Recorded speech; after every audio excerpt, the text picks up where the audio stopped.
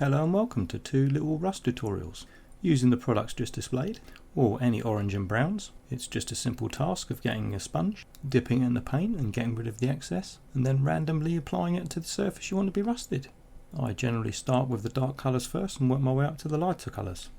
And just for demonstration, I'll be applying more orange to the bottom and leaving the top more brown. I could also have used lighter browns, but I'm just showing how easy it is with just two colours. And then to help sell the metal effect, just lightly dab the outside with some gunmetal and randomly place in the rust areas. And really any metal effect paint will work. Now, because of the Game Effects paints that I used, it does have a slightly bumpy and raised area that you wouldn't get if just using normal paints. Now this effect works really well if you use the hairspray or chipping methods to let only some of the rust effect come through, which I used on this little bulldozer. I did also use reds and blacks as well as the brown and oranges on this to help sell the effect even more. Now my friend at work kindly went and bought me some pigments, and I'm fairly confident he still hasn't even used any of his, so hopefully he does after watching this. Now you can use many products to make pigments stick, like water, IPA, varnish, or just as I do, sheer willpower and hope.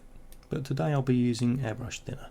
When mixing with the thinner it does turn into almost a paint, so just slap it down where you want it. And I'm only covering the other one up because I have something else planned for the left hand side and I can't be bothered to go and paint another bottle. And of course you would only use this in the areas that you want to use it. When the pigments have dried, and definitely didn't use my wife's hairdryer again, it's a simple case of just getting the pigment on your brush, slapping it on in any sort of random order. But I do tend to find starting with the darker colours and working way down to the light, and then going back and forth from the dark and the light, helps with creating a more random effect. And alternating between jabbing and brushing helps mix the pigments in a more chaotic way. But I do like putting the lighter colours on the edges where the fresher rust would be.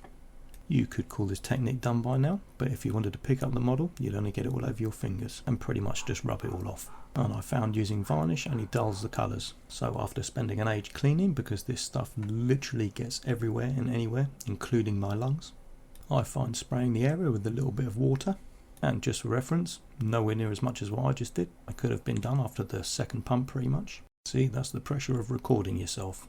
I dilute matte medium with some water, and after mixing it thoroughly, I gently apply it to the top of the model, letting the water on the model pull the medium off of the brush, so I don't brush all the pigment everywhere again.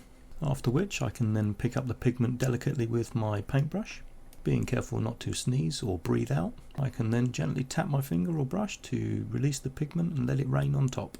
And completely ignore the two pools of matte medium at the top and bottom. That normally doesn't happen when I do it without recording. And if you're like me and you get bored of using the delicate approach, you can just tip the palette upside down and just dump it on top anywhere you like, because it's quicker and easier really, isn't it? Now this approach does give the effect a more three-dimensional approach, although I wasn't going to use this piece or anything. The top and bottom were irritating me too much. I decided to use a sponge and a brush to paint the cheap acrylic around the outsides, to give off the impression that was my plan this whole time. And seeing as I'm editing this, I can leave it in or not.